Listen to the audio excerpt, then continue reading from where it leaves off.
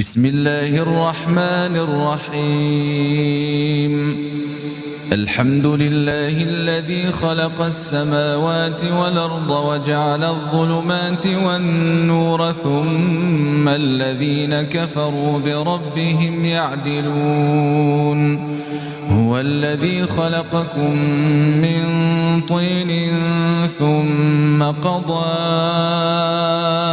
أجلا وأجل مسمى عنده ثم أنتم تمترون. وهو الله في السماوات وفي الأرض يعلم سركم وجهركم ويعلم ما تكسبون. وما تأتيهم من آية من آيات ربهم